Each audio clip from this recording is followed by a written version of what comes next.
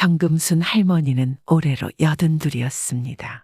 그녀의 손은 굳은 살로 뒤덮여 있었고 등에 맨 낡은 보따리에는 평생을 살아낸 시간이 고스란히 묻어 있었습니다.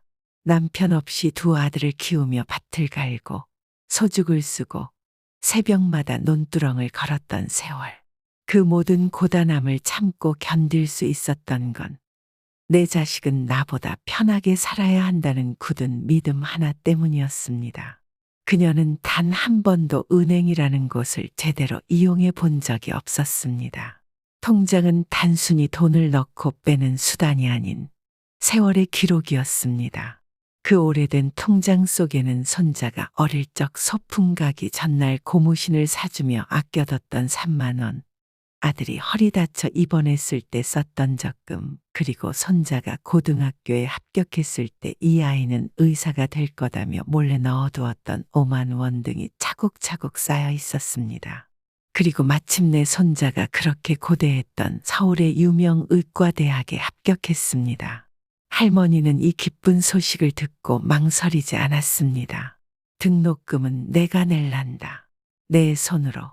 그렇게 그녀는 수십 년간 묵혀온 낡은 통장을 품고 서울로 올라왔습니다. 도시의 풍경은 그녀에게 너무나 낯설었습니다. 고속버스를 타고 강남 터미널에 내리는 순간부터 회색 건물과 빠르게 움직이는 사람들의 틈바구니에서 자신이 얼마나 작고 느리며 낡았는지를 절실히 느꼈습니다. 화려한 정장을 입고 휴대폰을 손에서 놓지 않는 사람들 속에서 낡은 꽃무늬 보자기를 품은 그녀는 무채색 배경 위에 홀로 남은 수채화 같았습니다. 강남 한복판의 청담동 은행에 들어서자 직원들은 각자의 자리에서 분주하게 움직였고 고객들은 줄을 서서 차례를 기다리고 있었습니다. 그러나 낯선 시스템과 디지털 기기에 익숙지 않은 할머니는 번호표 하나를 뽑는 것조차 쉽지 않았습니다. 화면은 너무 복잡했고 버튼의 글씨는 너무 작았습니다. 그녀가 겨우 번호표를 뽑고 자리에 앉았을 때 전광판에는 132번이 떠 있었고 그녀의 손에는 223번이라는 숫자가 적힌 종이가 쥐어져 있었습니다. 대기석에 앉은 정금순 할머니는 번호표를 손에 쥔 채 조용히 주변을 살폈습니다. 전광판의 숫자가 하나씩 바뀔 때마다 그녀는 고개를 들었다가 이내 다시 숙였습니다. 시간은 1시간 가까이 흘렀지만 할머니의 번호는 여전히 40명 뒤에 있었습니다. 정금순 할머니는 천천히 숨을 들이쉬었습니다. 그녀는 시계를 보며 중얼거렸습니다. 이럴 줄 알았으면 아침 일찍 나올 걸. 아이고, 참. 하지만 그것은 작은 후회일 뿐 그녀는 여전히 담담히 기다릴 수밖에 없었습니다. 단지 시간이 조금 오래 걸릴 뿐이라고 생각했습니다. 그때 그녀는 문득 궁금해졌습니다. 이 통장 안에 남아있는 잔액은 얼마일까? 몇십 년 모은 돈, 그 숫자를 다시 확인하고 싶어졌습니다. 그녀는 자리에서 조심스럽게 일어나 통장 정리기 앞으로 향했습니다. 다른 사람들이 기계에 통장을 넣고 내역을 확인하는 모습을 유심히 관찰한 뒤 그녀도 똑같이 따라 해보았습니다. 하지만 어디에 어떻게 넣어야 하는지 정확히 알 수 없었습니다. 통장은 이리저리 밀려 들어갔고 기계는 잠시 멈추더니 경고음을 냈습니다. 띠띠띠. 낯선 소리에 깜짝 놀란 할머니가 당황하고 있는 사이 젊은 여직원이 서류를 정리하던 손을 멈추고 다가왔습니다. 그녀의 표정은 짜증 섞인 피곤함으로 덮여 있었습니다. 할머니, 이런 기계 처음 쓰시나 봐요. 사용법을 모르시면 먼저 물어보시고 하셨어야죠. 기계 고장나면 어쩌실 거예요? 정금순 할머니는 순간 숨이 턱 막히는 기분을 느꼈습니다. 얼굴이 달아오르고 심장이 두근거렸습니다. 죄송합니다. 그냥 확인만 해보려던 건데. 그 순간 전광판이 천천히 움직이며 숫자를 불렀습니다. 223번 고객님, 5번 창구로 오세요. 할머니는 다리가 저려 잠시 휘청거렸지만 곧 손에 쥔 보따리를 고쳐 쥐고 한 발짝씩 내디뎠습니다. 그리고 마침내 5번 창구 앞에 섰습니다. 창구 안에는 20대 후반쯤 되어 보이는 젊은 여직원이 앉아 있었습니다. 그녀는 컴퓨터 화면에 고정된 시선을 떼지 않은 채 무표정하게 말했습니다. 통장이랑 신분증 주세요. 어떤 업무 보시나요? 할머니는 조심스럽게 통장을 내밀며 답했습니다. 예, 통장에서 돈 좀 찾으려고요. 손자 등록금 내야 해서. 제가 그 돈은 꼭 해주고 싶어서. 하지만 그녀의 말은 끝까지 이어지지 못했습니다. 직원은 통장을 받아들고는 손끝으로 살짝 집어들더니 순간 얼굴을 찌푸렸습니다. 이거 굉장히 오래된 통장이네요. 이런 것을 아직도 갖고 다니시는 분이 계시네요? 그녀는 작은 비웃음을 머금은 표정으로 통장을 탁자 위에 툭 하고 던지듯 놓았습니다. 그 소리는 유난히 크게 들렸습니다. 주변 창구의 고객들이 그 소리에 고개를 돌렸고 시선이 할머니에게 쏠렸습니다. 10년도 더 된 통장이에요. 요즘 이런 구형 통장은 바로 처리가 안 돼요. 일단 예금 청구서부터 작성하셔야 합니다. 여기요. 그녀는 A사 서류 한 장을 밀어놓았습니다. 할머니는 안경을 꺼냈었지만 글씨는 흐릿했습니다. 자그마한 글자들은 눈에 들어오지 않았고 손은 떨렸습니다. 글씨가 너무 작네요. 손이 좀 떨려서. 농사일을 오래 해서 그런가? 하지만 직원은 아무 말도 없이 자판만 두드렸습니다. 할머니는 숨을 깊게 들이신 뒤 천천히 서류의 빈칸을 채우기 시작했습니다. 날짜, 이름, 주민등록번호, 손가락은 자꾸 미끄러졌고 글씨는 삐뚤었습니다. 할머니는 최대한 또박또박 쓰려고 애썼지만 마음만큼 잘 되지 않았습니다. 잠시 후 서류를 받아든 직원은 한숨을 쉬며 중얼거렸습니다. 이게 무슨 글씨죠? 초등학생도 이보단 낫겠다. 그리고는 서류를 구기듯이 다뤘습니다. 그녀의 손길은 무심했고 불쾌감이 고스란히 담겨 있었습니다. 이렇게 작성하시면 절대 안 돼요. 컴퓨터가 인식을 못해요. 다시 쓰세요. 정확하게. 직원은 새 서류를 꺼내 할머니 앞에 내밀며 이번에는 펜까지 툭 하고 떨어뜨리듯 건넸습니다. 그 순간 할머니의 얼굴이 붉어졌습니다. 말할 수 없는 부끄러움과 모멸감이 동시에 몰려왔습니다. 그녀는 입술을 깨물며 속삭이듯 말했습니다. 손이 좀 떨려서요. 미안합니다. 그 말이 채 끝나기도 전에 직원은 다시 한숨을 내쉬었습니다. 할머니는 다시 이번엔 더 조심스럽게 2번째 서류를 작성했습니다. 하지만 제출하자마자 직원의 목소리는 다시 차가워졌습니다. 주민번호 뒷자리가 잘 안 보여요. 그리고 금액란도 숫자랑 한글이 안 맞아요. 정확히 다시 써주세요. 창구 뒤에서 기다리던 다른 고객들이 시계를 보며 발을 동동 굴렀습니다. 그리고 누군가 조용히 중얼거렸습니다. 빨리 좀 하지. 뭐가 이렇게 오래 걸려? 그 말은 칼처럼 할머니의 가슴을 파고들었습니다. 그녀는 3번째 서류를 받아들고 조용히 물었습니다. 저기, 혹시 말씀드리는 대로 대신 써주시면 안 될까요? 죄송한데. 하지만 직원은 단호하게 고개를 저었습니다. 본인이 직접 작성하셔야 합니다. 저희가 대신 써드릴 수 없어요. 규정입니다. 규정. 그 단어는 마치 거대한 벽처럼 다가왔습니다. 할머니는 손끝이 다시 떨리는 것을 느꼈습니다. 그녀는 또박또박 말하지 못했고 세상도 그녀를 천천히 밀어내는 듯했습니다. 3번째 작성이 끝난 뒤 직원은 여전히 만족하지 못한 듯한 표정이었지만 마지못해 접수했습니다. 컴퓨터를 확인하던 그녀는 고개를 갸웃거리며 말했습니다. 통장 잔액 확인을 해야 하는데요. 이건 오래된 통장이라 전산화가 안 됐어요. 수동으로 확인해야 하는데 시간이 오래 걸려요. 오늘 안으로는 처리 안 될 수도 있습니다. 할머니는 당황한 얼굴로 되물었습니다. 그럼 오늘은 못 찾는다는 건가요? 손자 등록금이 급해서 이번 주 금요일까지 내야 해서요. 직원은 고개를 저었습니다. 죄송하지만 본점 승인이 필요해서 3일 정도 걸릴 수도 있습니다. 그녀의 말은 딱 잘린 문장처럼 차가웠고 로비 안에는 할머니의 작은 목소리가 조용히 울렸습니다. 3일이나요. 아이고, 정금순 할머니는 믿기지 않는다는 듯 말했습니다. 주변 사람들의 시선은 이미 그녀를 향해 쏠려 있었습니다. 저런 통장 아직도 쓰는 사람이 있나 봐요. 그거 참 답답하네. 일 처리 좀 빨리 하지. 속삭이듯 들려오는 말들이 할머니의 등 뒤를 스치고 지나갔습니다. 그녀는 다시 조심스럽게 말을 꺼냈습니다. 그럼 오늘은 못 찾는 건가요? 손자 등록금이 급해서요. 그 순간 옆 창구에서 누군가의 조롱 섞인 말이 들려왔습니다. 요즘엔 농촌분들도 인터넷 뱅킹 배워야 해요. 언제까지 이렇게 패 끼칠 건지. 다른 직원이 피식 웃으며 받았습니다. 그러게요. 여긴 주로 자산가들이 오는 지점인데 굳이 여기까지 오셨네요.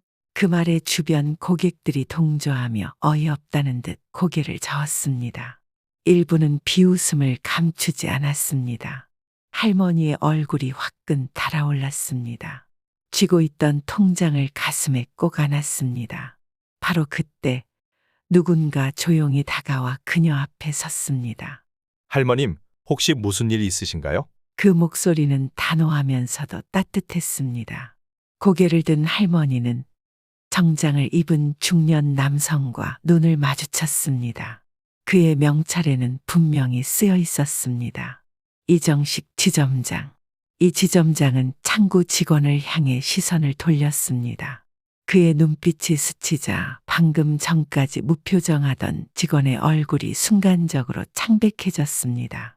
이 지점장은 다시 할머니를 향해 고개를 숙였습니다. 제가 잠시 상황을 지켜봤습니다. 할머님이 많이 곤란해하시는 것 같아 도와드리고 싶습니다. 할머니는 얼떨떨한 표정으로 고개를 끄덕였습니다. 혹시 신분증을 잠시 보여주실 수 있을까요? 통장 기록과 대조해야 해서요. 할머니는 잠시 망설이다가 조심스레 주머니에서 신분증을 꺼내 건넸습니다.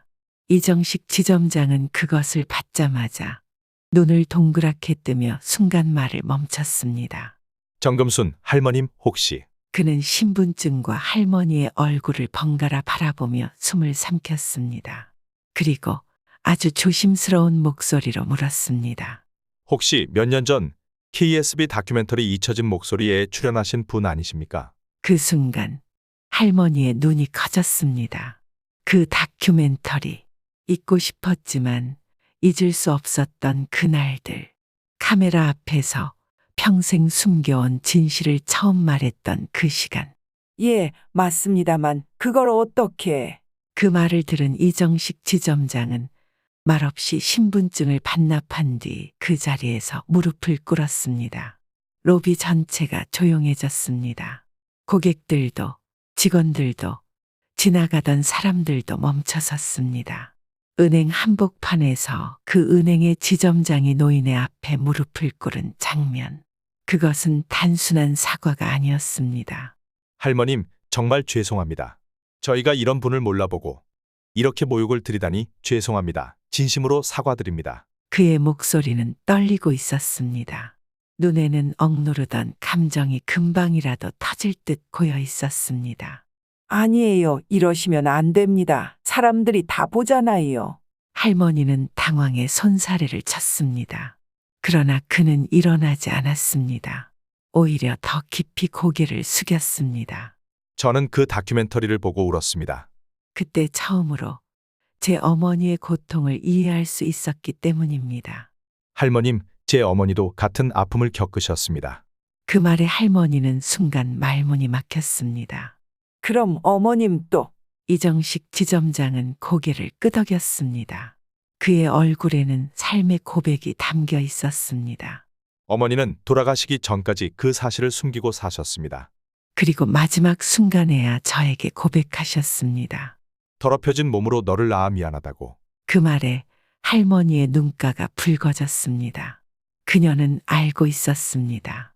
그 고백이 얼마나 무겁고 절망적이며 고통스러운 것인지. 자신도 그 말을 평생 삼키며 살아왔기 때문입니다.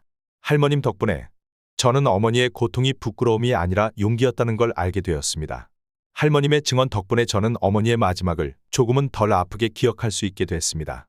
이 지점장의 고백은 은행 로비의 깊은 울림처럼 퍼져나갔습니다.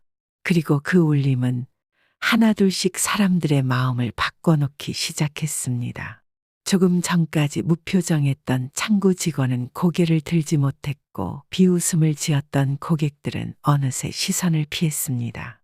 그리고 일부 직원과 고객들의 눈에는 눈물이 맺히기 시작했습니다. 할머니는 이 지점장을 향해 손을 뻗었습니다. 그만 일어나세요. 그건 다 지난 일이에요. 지금은 괜찮아요. 그러나 이정식은 그 손을 조심스럽게 감싸쥐며 말했습니다. 괜찮지 않습니다.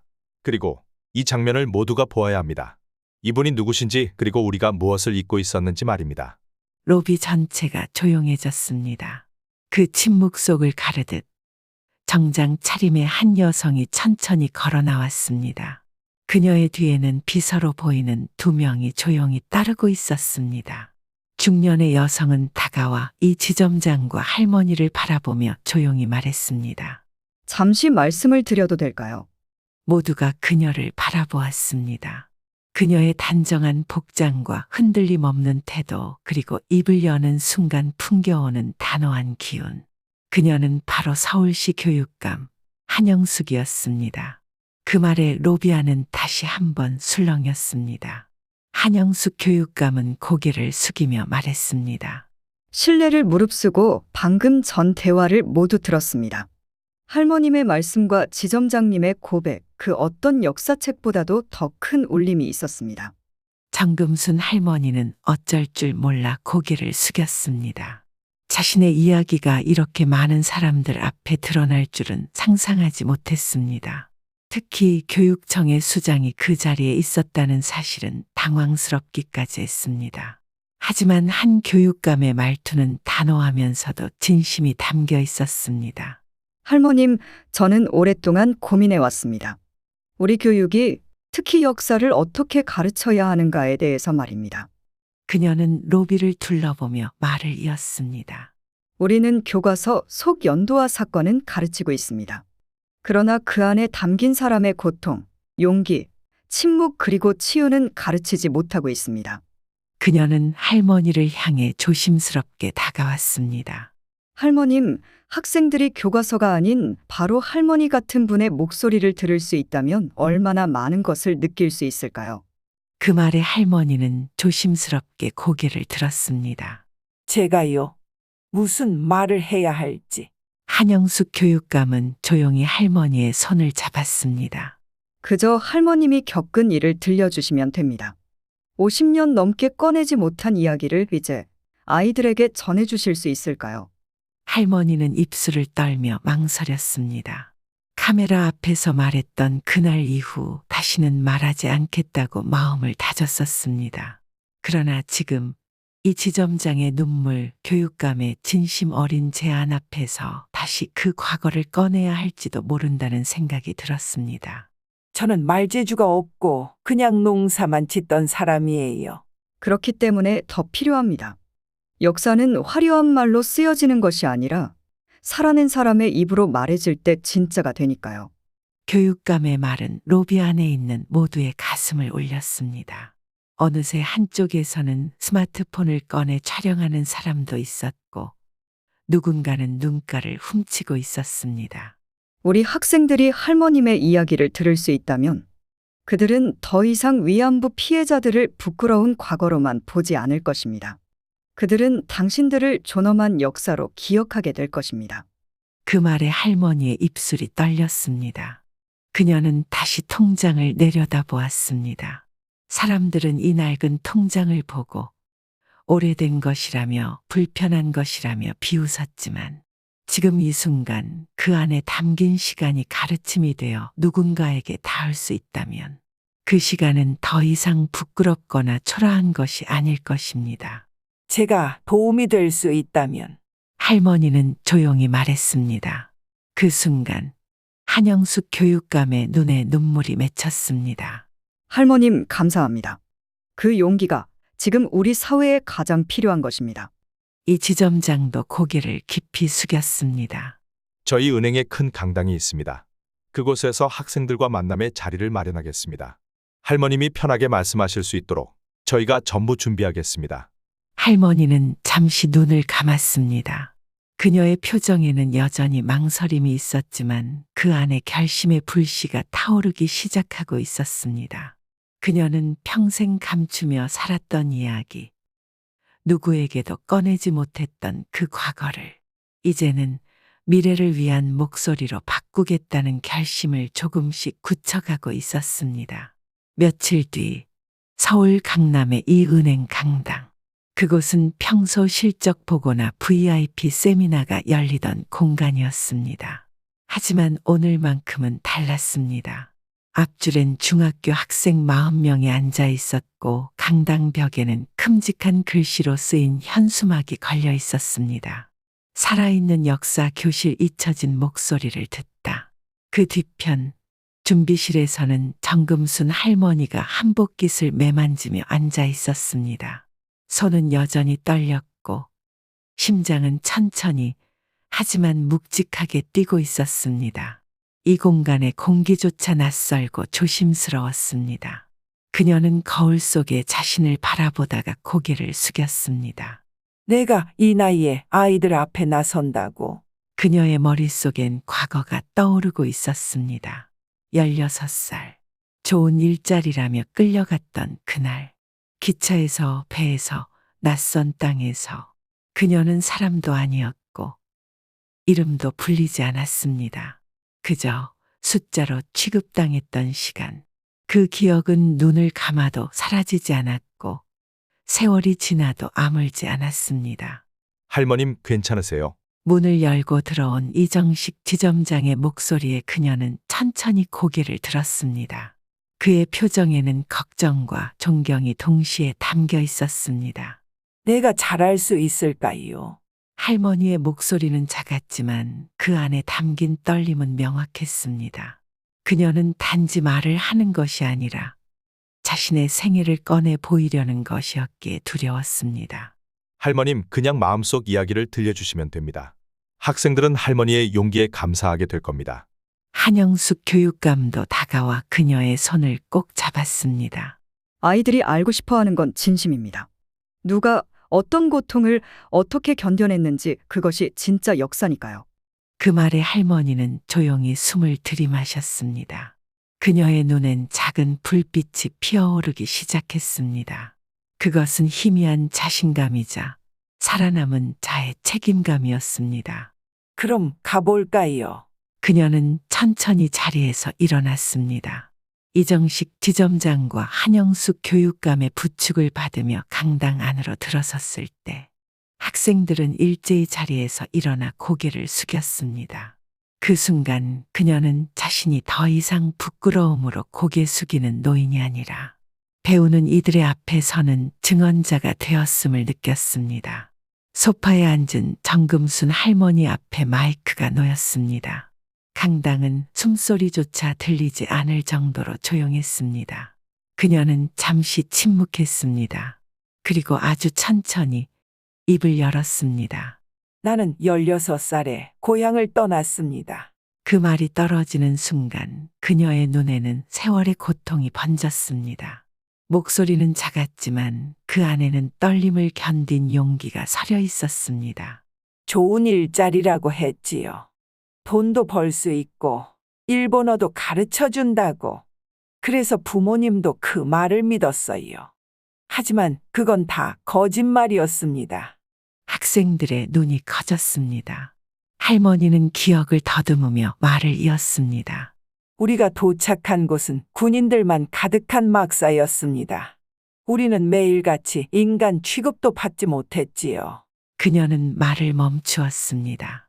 목이 메었고 입술이 떨렸습니다.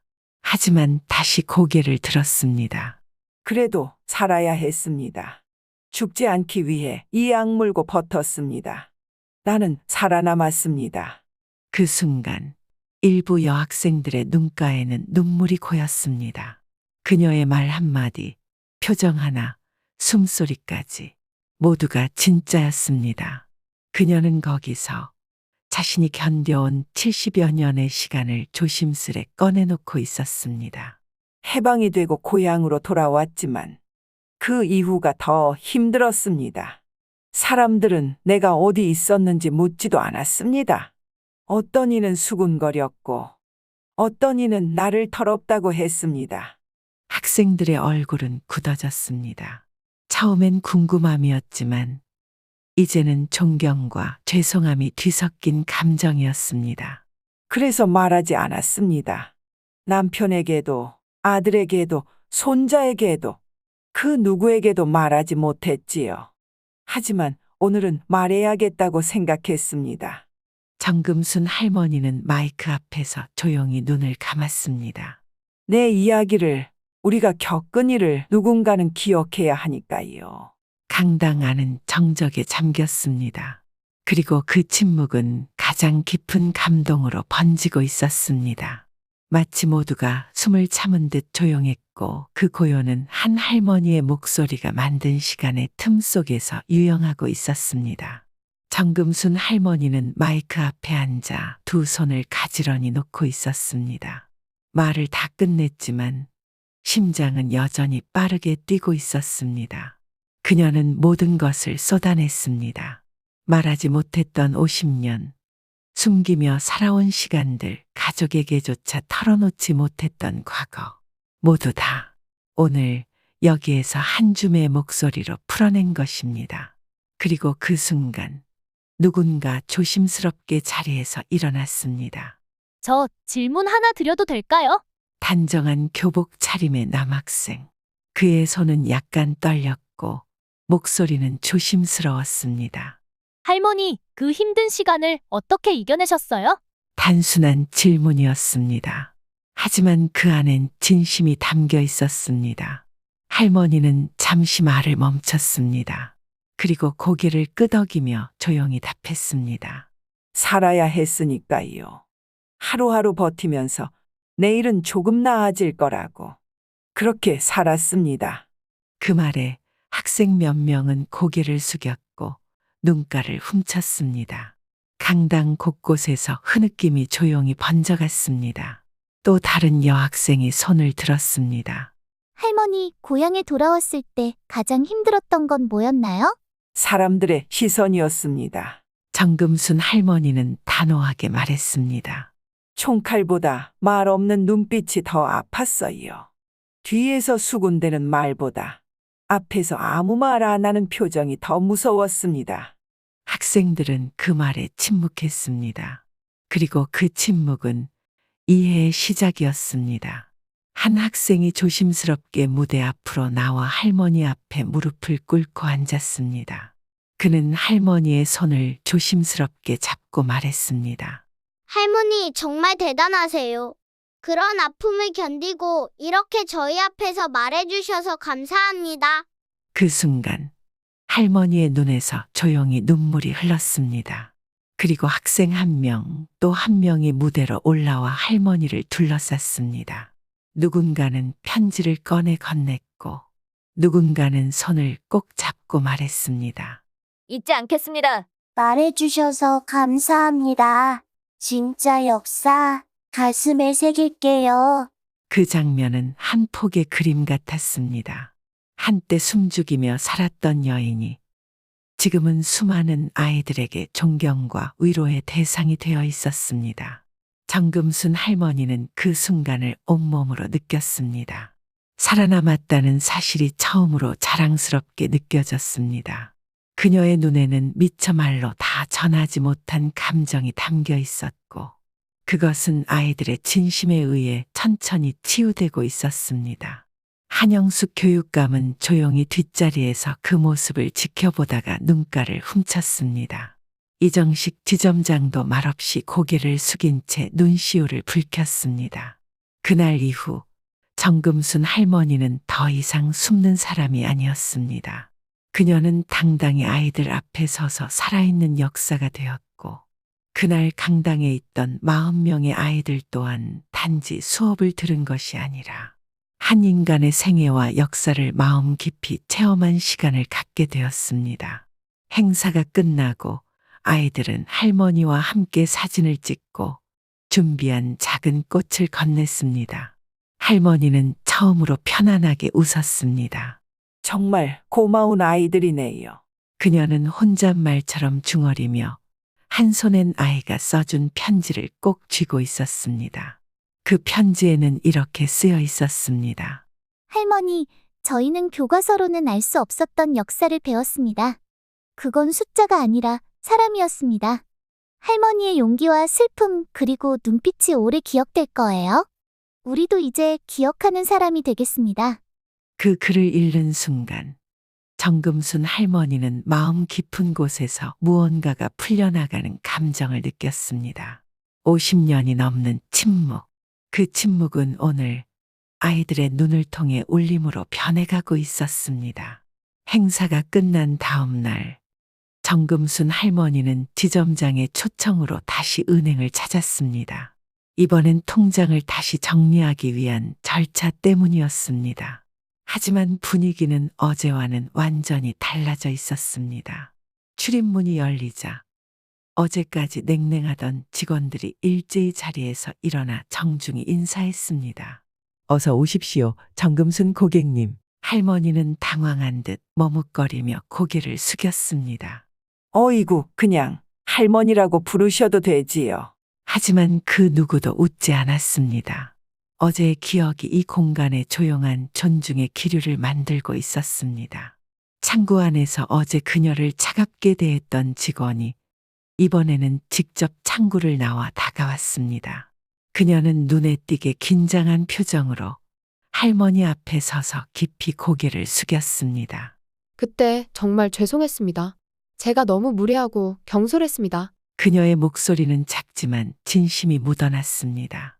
정금순 할머니는 잠시 말을 잇지 못했습니다. 그 직원은 계속 고개를 숙인 채 말을 이었습니다. 제가 몰라 배웠습니다. 그 통장이 그렇게 많은 이야기를 담고 있는지도 몰랐고 무심코 내뱉은 말들이 상처가 될 수 있다는 걸 깨달았습니다. 할머니는 손에 쥐고 있던 낡은 통장을 가만히 내려다보았습니다. 어제 이 통장은 웃음거리가 되었고 오늘은 이야기를 전하는 유산이 되었습니다. 괜찮습니다. 나도 이해합니다. 세상은 빨라졌고 나는 느려졌으니 그게 죄는 아니잖아요. 그 말에 직원의 눈가가 붉어졌습니다. 그녀는 곧장 할머니의 서류를 정리하기 시작했고 이번에는 한 글자 한 글자 정성스럽게 설명을 곁들였습니다. 이정식 지점장이 다시 나타나 할머니를 응접실로 안내했습니다. 그곳엔 작은 케이크와 따뜻한 유자차가 준비되어 있었습니다. 봄 기운이 퍼진 4월의 어느 날 정금순 할머니는 또 하나의 초청장을 손에 쥐고 있었습니다. 서울을 시작으로 대전, 광주, 부산, 심지어 제주도까지 전국 각지의 학교와 시민단체, 도서관, 문화원에서 강연 요청이 쇄도하고 있었습니다. 그녀는 이제 그 누구도 상상하지 못했던 삶을 살고 있었습니다. 사람들은 그녀를 살아있는 교과서라 불렀고 그녀의 이야기를 듣기 위해 일부러 찾아오는 학부모, 언론인, 교사들까지 생겨났습니다. 어느 날 한 기자가 그녀에게 물었습니다. 할머니, 지금 가장 기분 좋은 건 어떤 순간인가요? 그녀는 잠시 생각하다가 천천히 말했습니다. 아이들이 내 이야기를 듣고 그건 당신의 잘못이 아니었어요라고 말해줄 때요. 그 한마디에 내가 평생 짊어졌던 죄의 책감이 조금은 가벼워지는 것 같아서요. 그녀는 이제 더 이상 피해자가 아니었습니다. 그녀는 기억의 증언자, 그리고 이 시대가 진심으로 존경하는 어른이 되어 있었습니다. 그해 가을, 서울역 근처에 자리한 작은 전시관에서 조용한 행사가 열렸습니다. 이름하여 기억의 방. 그 안에는 오래된 흑백 사진, 손때 묻은 한복 조각, 편지, 일기장, 그리고 한 장의 낡은 통장이 유리 진열대 안에 놓여 있었습니다. 그 위에는 이렇게 적혀 있었습니다. 정금순, 침묵을 견디고 용기를 꺼내어 세상을 움직인 이름. 관람객들은 그 통장을 유심히 바라보았습니다. 처음엔 낡고 오래된 종이로만 보였던 그것은 이제는 한 세대의 아픔과 용기 그리고 희망의 상징이 되어 있었습니다. 전시관 한켠에서는 할머니의 육성 증언이 잔잔히 흘러나오고 있었습니다. 내가 겪은 일은 나만의 일이 아니었어요. 수많은 이들이 말도 못한 채 사라졌습니다. 그래서 나는 살아남은 사람으로서 말해야겠다고 생각했어요. 기억하는 사람이 되어야 한다고요. 그 목소리는 맑고 단단했습니다. 그녀는 더 이상 두려워하거나 떨지 않았습니다. 이제 그녀는 말할 수 있는 사람, 기억되는 사람이 되었습니다. 그날 전시를 관람한 뒤 한영숙 교육감은 짧은 영상을 남겼습니다. 정금순 할머님은 우리 교육이 놓치고 있던 가장 중요한 진리를 알려주셨습니다. 숫자가 아닌 이름, 연도가 아닌 감정, 사건이 아닌 사람. 우리는 이제 그녀의 이야기를 통해 진짜 역사를 배웁니다. 영상은 수많은 교육 현장에서 교재로 쓰이기 시작했습니다. 학생들은 시험 문제가 아닌 눈과 귀로 배운 이야기를 통해 더 깊은 공감과 윤리를 배워나갔습니다. 어느 날 방송사에서 정금순 할머니를 조명하는 다큐멘터리를 제작하겠다고 연락이 왔습니다. 제목은 이렇게 정해졌습니다. 낡은 통장 속 이야기 정금순의 말 그리고 기억. 촬영은 고향집 마당에서 시작되었습니다. 할머니는 담벼락 아래 놓인 작은 평상에 앉아 조용히 마이크를 차고 하늘을 바라보았습니다. 내 이름이 이렇게 오래 남게 될 줄 몰랐어요. 그저 한 사람쯤은 내 이야기를 기억해 줬으면 했을 뿐이에요. 기자는 조용히 물었습니다. 할머니, 지금 가장 바라는 게 있다면 무엇인가요? 할머니는 잠시 생각하다가 말했습니다. 나처럼 오래도록 말 못한 사람들이 조금은 덜 외롭기를, 그리고 그 사람들의 이야기가 잊히지 않기를. 그녀의 말은 바람 같았고 기도 같았습니다. 정금순 할머니는 다음 해 겨울 조용히 세상을 떠났습니다. 자신이 평생을 살아온 작은 방에서 편안하게 눈을 감았습니다. 손에는 손자 윤호가 쓴 편지가 놓여 있었습니다. 할머니, 당신은 제게 세상에서 가장 강한 분이었습니다. 그리고 가장 따뜻한 사람으로 기억될 것입니다. 장례식은 가족과 지인 그리고 뜻을 함께했던 시민들의 조용한 추모 속에 치러졌습니다. 그녀를 기억하는 사람들의 눈에는 아쉬움보다도 감사와 존경의 눈물이 맺혀 있었습니다.